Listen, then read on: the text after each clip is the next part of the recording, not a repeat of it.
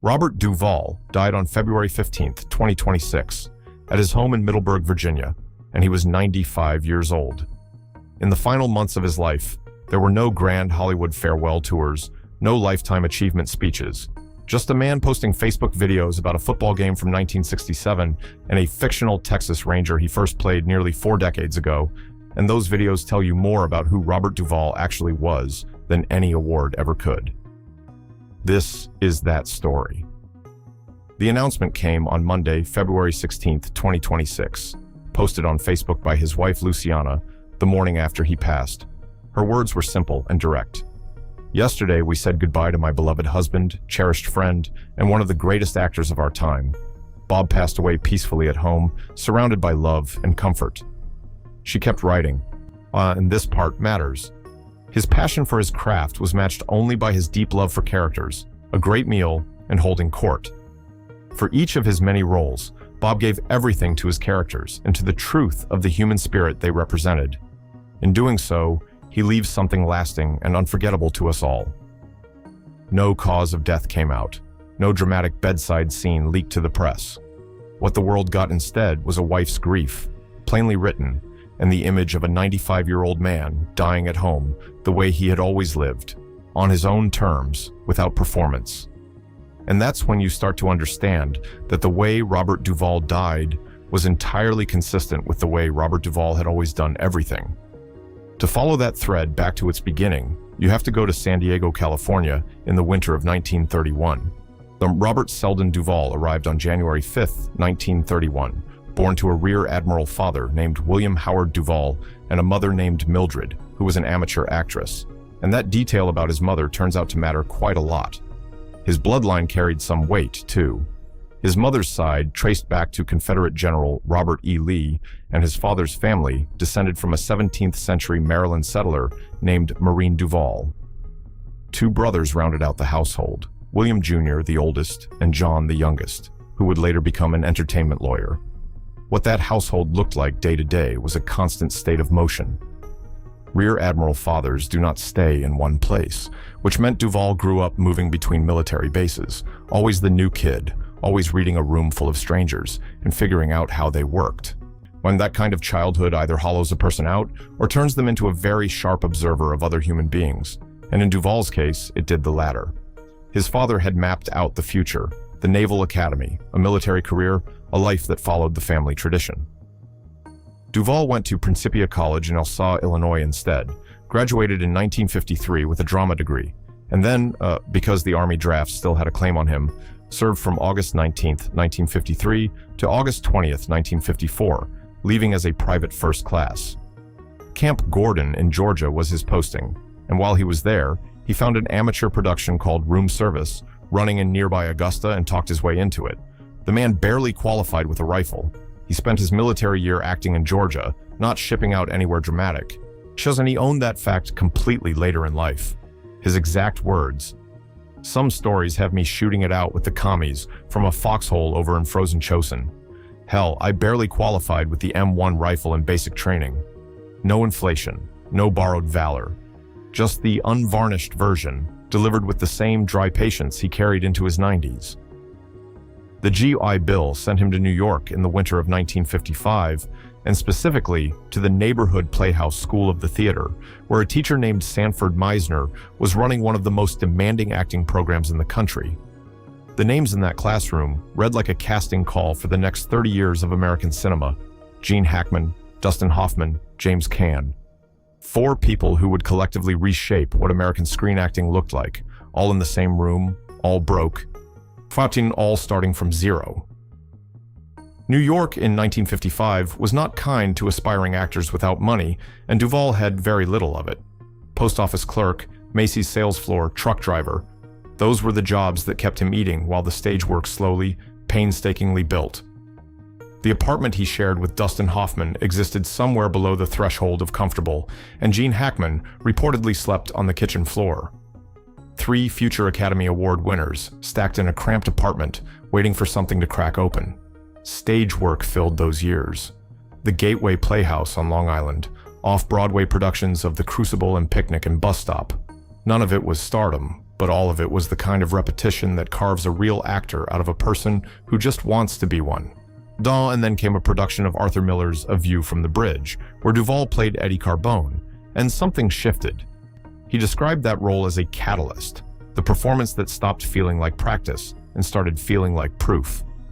A screenwriter named Horton Foote had watched him work on stage, and when a director named Robert Mulligan needed someone specific for a film adaptation of Harper Lee's novel To Kill a Mockingbird, Foote made a call on Duvall's behalf. That call changed everything. 1962, and Duvall was 31 years old when he stepped in front of a camera as Boo Radley, the reclusive neighbor at the heart of To Kill a Mockingbird. Not a single line of dialogue existed in the role. The entire performance lived in his body, his eyes, the specific quality of stillness he brought to a doorframe near the end of the film. Critics noticed. The industry noticed. 7 years after sorting mail at Macy's, the man who had learned to say everything without speaking had appeared in what would become one of the most studied American films of the 20th century. Roles followed. Major Frank Burns and Robert Altman's MASH in 1970, the lead in George Lucas's debut featured THX 1138 in 1971, a supporting turn alongside John Wayne in True Grit in 1969. None of these were the summit, but each one added to a body of work that was quietly becoming undeniable. And that's when Francis Ford Coppola started casting a film about the Corleone family.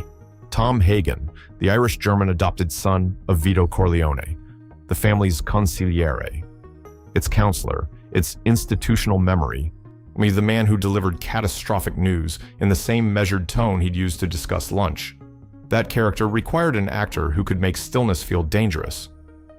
Duvall got the part, and the 1972 release of The Godfather became almost immediately one of the most admired films ever made. His first Academy Award nomination came out of it for Best Supporting Actor, and Francis Ford Coppola would later describe him as one of the 4 or 5 best actors in the world. The Godfather Part 2 followed in 1974, and Duvall was there. The Godfather Part 3 in 1990, and he was not. Paramount refused to pay him a salary comparable to Al Pacino's $5 million, and rather than accept terms he considered unfair, Duvall walked. The studio's solution was to write Tom Hagen out of the film entirely. Some people read that as stubbornness. What it was, more accurately, was consistency. The same quality that made him turn down a second role years later, that made him finance his own films when Hollywood offered the wrong deal, that ran through every major decision of his professional life, like a wire.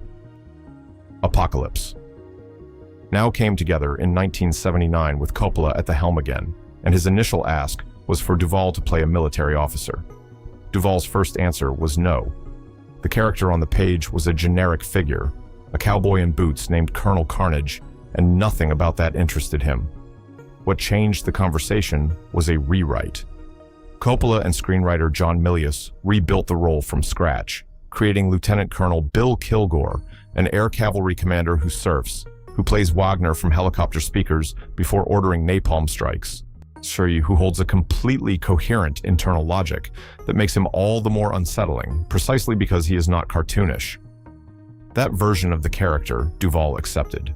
The line he delivered, "I love the smell of napalm in the morning," ranked number 12 on the American Film Institute's list of the 100 greatest movie quotes in history, and his second Oscar nomination followed. What nobody fully expected was how that line would follow him for the next 47 years. In a 2024 NPR interview, he put it this way: "People come up to me and quote it to me and say it like it's such an in thing between just me and them, and like they're the only ones that ever thought of it. But that happens with everybody the same way." Decades of strangers, all certain they were the only ones who'd thought to say it, and then Duvall receiving each of them with the same unhurried patience. Something critics kept running into with Duvall through the late 70s and into the 80s was the same puzzle every time.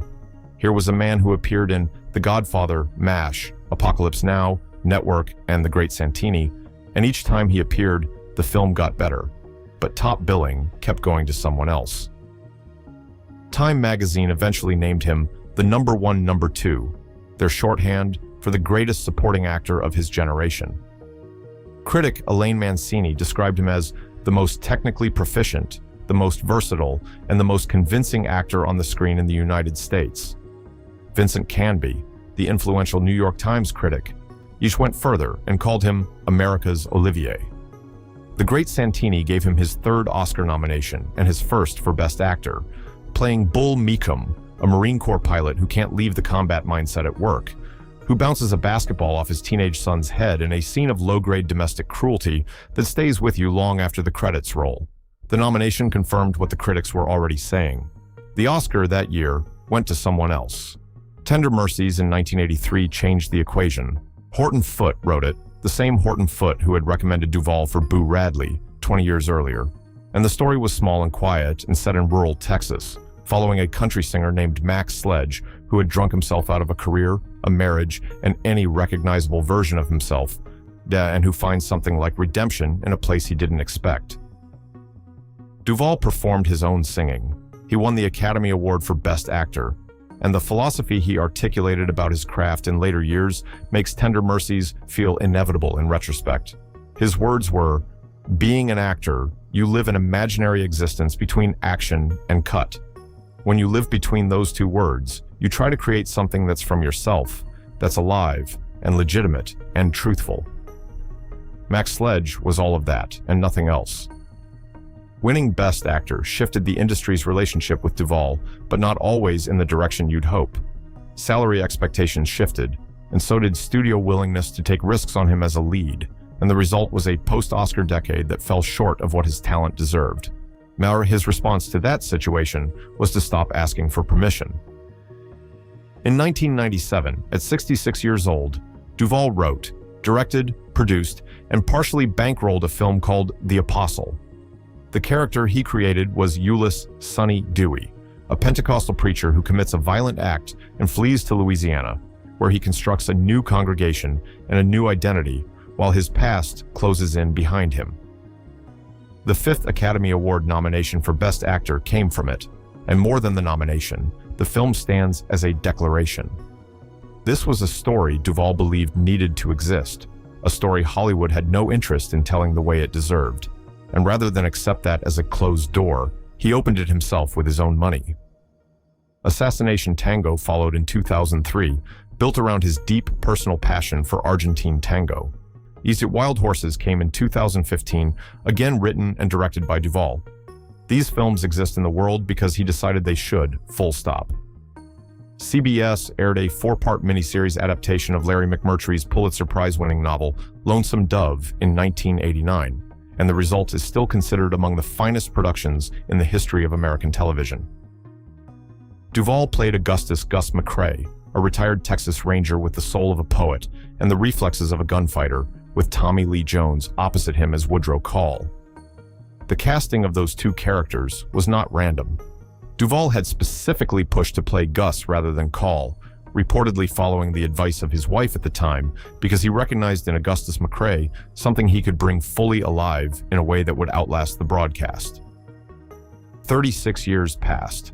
While 7 Oscar nominations accumulated, 2 Emmy wins arrived, more than 90 films filled the record, and Duvall's screen career ran from 1962 all the way to 2022.